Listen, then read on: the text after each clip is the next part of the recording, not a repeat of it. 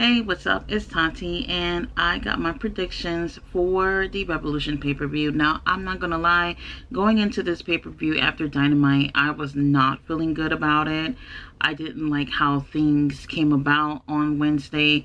However, after watching Rampage and seeing the countdown video that they put out after Rampage, I felt a lot better going into this. I guess they put everything in a nice video package where you just kind of felt a little more reassured about everything that's going down in this pay-per-view. So here are my predictions and also who I would like to win for these matches at the Revolution pay-per-view. So we do have a match that is added on to the pre-show, which is called 0 Hour. This match is the Lucha Brothers and Mark Briscoe versus Tony Nese, Josh Woods, and Ari Daivari. That will be on the pre-show. I do believe Mark and the Lucha Brothers will end up winning this. And I definitely believe that they will add another match or two onto the 0 Hour. Definitely a women's match, and there's only one women's match on this entire card. I'm not really sure what that would be, but it would make sense if they did do something with, another women's match. So let's go into the main card of the pay-per-view. Okay, first match up is Jungle Boy versus Christian. Now, Christian is my second favorite wrestler, so I definitely would want him to win. I always love whatever he does. He's absolutely amazing on the mic and does an amazing job at doing promos. However, I do think Jack is going to end up taking this. Now, this match, they said it was no holds barred. Now it's called the Final Burial, so that's a little bit interesting. I don't know what they mean by that, but it kind of sounds like there may be something that has to do with like a buried alive match. I'm not sure, but I do think here that Jack is going to end up winning this match. I do feel like even though Christian was injured and had been gone for quite some time because of his injury, they pretty much just picked off where they left off of with this storyline.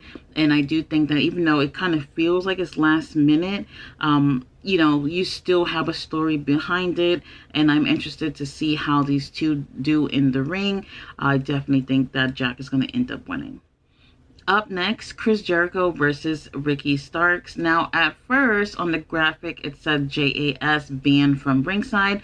Now, the graphic says everyone banned at ringside. So, at first, I was predicting that someone else who is not part of Jericho Appreciation Society would be interfering in this match. But now that they've changed that to everyone is banned, that means that no one would be able to interfere at any capacity. So with this, I would definitely love to see Ricky Starks taking the win.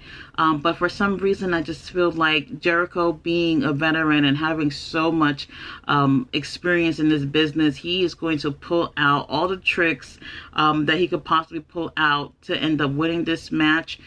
Even though I think Ricky will end up losing this, I still feel like this is also helping him with his career, because no matter what he does, he's becoming more and more over with the fans, and he's definitely the future of AEW. So I would like Ricky to win, but I think Chris Jericho is going to take this one. Okay, so now we have for the TNT Championship match, Wardlow versus Samoa Joe. This one right here, I'm not gonna lie, like, I really love the way Samoa Joe handles himself. I like the way he is as a character, and I feel like we haven't really gotten something solid from Wardlow so far. I personally would like Samoa Joe to retain, but now with ROH and how they have the pay-per-view coming up in a couple of weeks, I do feel like they will drop the title from Samoa Joe to have more of a focus on ROH, and they'll probably end up giving it to Wardlow. So now if Wardlow wins, he would be champion and go against Powerhouse Hobbs on Dynamite next week. And I don't see Hobbs getting that title. It would be really weird for Wardlow to win and then Hobbs getting it from him like literally a couple of days later. I don't know if they're going to go with that route, but I definitely would like Samoa Joe to win. However, Wardlow winning would seem to make more sense based off what they're doing with ROH right now, since he is the TV champion of ROH, so it makes sense for him to drop the title. Now on to AEW's Women's World Championship match.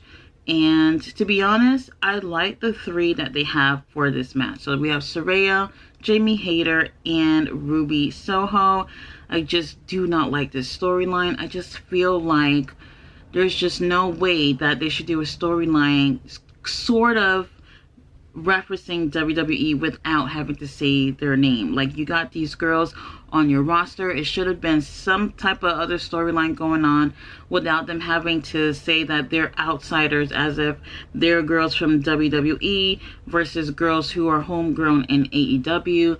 I feel like that does a disservice to AEW, who should only be focusing on AEW. So I just don't like the storyline. However, I do feel like the matchup with these three specific girls will be absolutely excellent. Now, I do have high hopes of them putting on a good show. I don't want to see no fucking interference, because we've been seeing it day in, day out with these group of girls, especially Saraya and Toni Storm. So who would I want to win? I would love for Jamie Hayter to retain. I feel like we haven't seen the best that she could possibly do as champion at this point.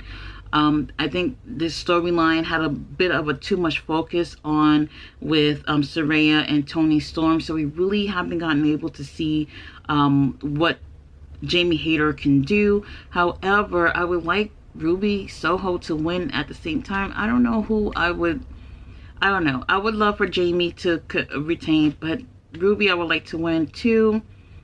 I think Jamie's going to end up winning this, and after she wins the match, maybe Ruby might end up joining forces with Toni and Saraya. I don't know. I'm a little bit undecisive with this, but I would like Jamie to retain for sure. But I do feel like Ruby might join forces with the outsiders. Now on to the Fatal 4-Way Tag Team match. So we do have the Guns as champions versus Jay Lethal and Jeff Jarrett, Danhausen and Orange Cassidy, and the Acclaim. I feel like going into this is just some bullshit with them adding Orange Cassidy and Danhausen. I don't give a damn how much shirts they sell. It just feels like they were thrown into this whole thing, and it just doesn't really make sense. There are absolute amazing tag teams. AEW have really great tag teams on their roster, and unfortunately they result into making up tag teams and putting them in a situation like this for the gold. And I feel like that is absolutely I guess you can say unfair and doesn't really make sense. Like, I understand, like, even though we've been complaining as fans about storyline, I still feel like if they would have thrown in Top Flight into this without them even being involved in a storyline with any of these guys, it would still be a better match than what we have going into this. Now, I feel like the Guns are going to retain. I would personally would like to see, you know what? I don't even know which one of these four teams I want to be champions, because I feel like when I think back at the Acclaim being champions, yeah, they were the popular guys. For whatever reason, I feel like they should have never taken the title off of Swerve in Our Glory at that time. However, you know, they made that decision, and the Acclaim, being the most over out of the two teams, were champions. But I don't feel like they contributed so much as champions, so I'm not really sure who should win this. To be honest, I'm still really disappointed with this fucking match here. I don't really even give a damn who wins at this point. I just feel like it doesn't really make sense. If the Guns retain, I would not be surprised. We really haven't seen anything special from them since they won this title, so I don't know what's gonna go on with this. The best thing I could think of is the Guns retaining. Everything else about this match is bullshit. Let's move on. Up next for the trios titles is House of Black versus the Elite, and I absolutely want House of Black to win this. Now, I'll put it this way. I've been saying since before they even announced trios titles, House of Black, I wish there was a trios titles for the House of Black. And once they announced it, I was like, yep, they're going to win. And then it didn't surprise me when the Elite ended up winning. Like, it was like a fucking punch to the gut, but it wasn't surprising. But I can honestly say I would prefer to see the Bucks as a tag team and then Kenny Omega being a solos competitor. I think it's better that way. Kenny, I think, does his best as a solo competitor. I don't know if that's something that he wants at right now in his career, but I think he's best that way. So I don't want to be biased, but House of Black, I feel like, you know, these guys, they've been here for a while and they're phenomenal wrestlers. As a group and as individuals, they should have had gold by now. None of these guys have held any gold in AEW, which is absolutely just ridiculous if you think about it. So I definitely hope House of Black ends up winning.